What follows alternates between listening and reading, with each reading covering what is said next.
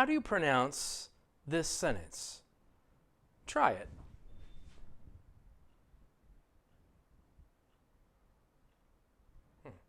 The way I say it is, she punched the mopped floor and was amazed by what it showed. She punched the mopped floor and was amazed by what it showed. Okay. I think if you were to listen to yourself reading it just a few moments ago and then listen to the way I pronounced it, you might notice a difference. And I suspect the difference is in how you're pronouncing ED at the end of words. You know, ED, as you may already know, is a way that English makes words past tense. Also, it is used sometimes in passive voice to create a noun modifier, an adjective of sorts, right? But anyway, ED has very specific rules on how to pronounce it. And the spelling, it can be oftentimes very confusing. But there is a pattern that I'm going to show you today. Maybe you pronounced it this way. She punched the mopped floor and was amazed by what it showed. Do you hear a difference? This is the way I would say it. She punched the mopped floor and was amazed by what it showed. Do you hear a difference? Yeah. Yeah, the difference is your how many syllables you're adding to words. The instinct is to see that punched, that's the way I pronounce it, punched, actually it looks like you have two vowels in there. It looks as if it should be punched. But in fact, it's not punched. It's punched. Yeah, there's no extra syllable in there. English is like music. If you play the same rhythm that I play, basically I understand what you're saying. Even if you get vowel sounds wrong, I'll basically understand what you're saying, yeah. But if you play the wrong rhythm, then that's the thing, oftentimes, that will prevent me from understanding what you're saying. So I'm trying to give you guys today a clue, a key to better speaking ability so that other people can more easily understand you. Americans and other English speakers can more easily understand you. Stressing the right number of syllables. Okay, I'm going to take you through a worksheet that I created. And if you'd like to download a copy of this worksheet, there is a link below the video that will let you download a PDF copy of it. So how do you pronounce ED with words that end with a vowel sound? Now look at that first word. When your verb ends with a vowel sound, for example, play. Well, the word play, even though the word ends with the letter Y, the last sound that you hear is A. And so when you make it past tense, it's just played. Cool. Everybody say played. Cool. Everybody say studied. Yeah. Bum-bum. Studied. Yeah. Present tense without ed is just study. Same number of syllables. Add ed, it's just studied. Same number of syllables, just a little d sound at the end. Yeah. Everybody say fried. Fried. Yeah. Just a little d sound at the end. And because that word ends with an I sound. Okay? The word showed. The word ends with the letter W, but it ends with an O sound, show.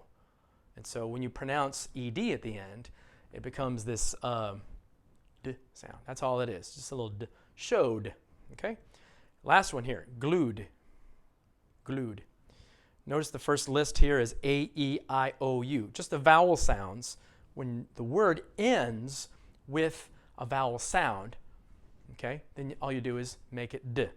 Played, studied, fried, showed, glued. Okay? Maybe maybe the verb ends with a B sound. Then this is how you pronounce it. Cool. Everybody say present tense, stab. Past tense, stabbed. Stabbed. That's all it is. It looks like stab-ed. It's not stab-ed. It's stabbed. So everybody say present tense, jog. Past tense, yesterday. I jogged yesterday. Jogged. That's all I did. It's just a little d sound. The word looks like jogged but it's not jogged. It's not an extra syllable. It's just one syllable because the word ends with a g sound. All right, so jogged. All right, let's try another one here. Judged. Yeah. This word ends with a j sound. I know it's spelled with a G, just like jogged. English is crazy with the spelling. The last sound in judge is j. So let's try present tense. Everybody say judge. Past tense. Judged. Yeah, it's almost a T sound, but it's not really. Yeah, so at any rate, I don't want you to stress out about pronouncing the d versus the t sound, okay?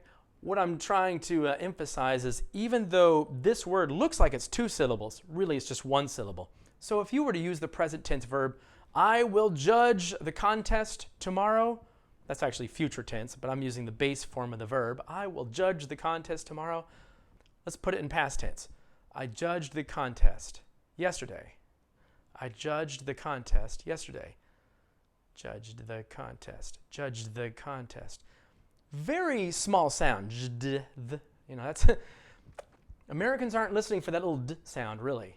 Main thing is don't make it judged. That's not a word. It doesn't make, at least it doesn't sound like anything to me.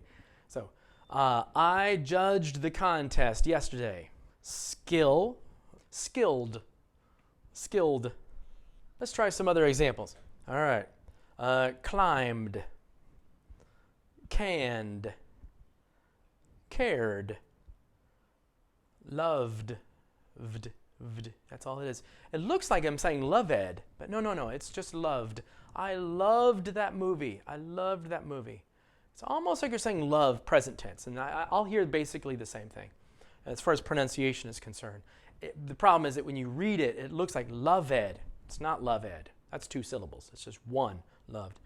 Everybody say amazed, amazed. That's all it is. I was amazed by the movie. I was amazed by the movie. Cool. Here's one, soothed. Maybe a better example of a verb that ends with th is the word breathe. So breathed. I breathed in the morning air. I breathed in the morning air. Breathed in. If you're reading it, it looks like breathed. No, it's not breathed. There are some words that ed is pronounced like t. Yeah, just the T sound. Cool. Everybody say laughed. Yeah, it's just a T sound. It looks like laughed. It's not laughed. It's laughed. Yeah, I laughed at her jokes. Here's another one. Picked. Picked. We picked blueberries. Because the word ends with a K sound. Everybody say mopped. I mopped the floor. I mopped the floor. It's almost like you're saying present tense verb, mop, without a T sound. That's really okay too. I understand what you mean. As long as it's not moped. Okay, but it's mopped. Yeah. Laced. I laced my shoes. I tied my shoes. All right? Everybody say faxed. Faxed. That's all I'm doing. It looks like faxed, but it's not. It's faxed. Yeah. So this is a common one. Punched. Punched. I punch every day. I punched yesterday. I punched the wall. I punched the wall. The word looks like I'm saying punched. No, it's not. Mashed. Maybe you know this. Mashed potatoes. Mashed potatoes. Everybody say mashed potatoes. When you see that word written, it looks like mashed. It's not mashed. It's mashed potatoes, yeah. It's because the word ends with an SH sound or a CH sound. There's only two situations where you would add an extra syllable. And notice, and these are easy to remember, because look, the chart has the letter D and the letter T really big on it. So the two categories. If your word ends with a D sound, then you add an extra syllable. Watch this. So everybody say, present tense, fade, fade. Yeah, the colors will fade. I know that's future tense, but it's a base form of the verb. The colors will fade. Here's past tense. The colors faded. Oh, now you hear the extra syllable. The colors faded. And the reason is because the word ends with a D sound at the end, okay? Here's another example. Present tense, rest. Rest. That's one syllable. I will rest tomorrow. I will rest tomorrow. That's the base form of the verb. No ed, right? Let's make it past tense. I rested from my work. I rested from my work. Rested, extra syllable. Those are the only two situations where you would add an extra syllable. Thank you for watching this ESL video lesson. I hope you found it useful. Be sure to hit subscribe and the bell icon to get the latest videos from the Learning Institute of Texas. And if you think you might come to the United States to learn English, please consider the Learning Institute of Texas. Our website is below, and thanks again. Bye-bye.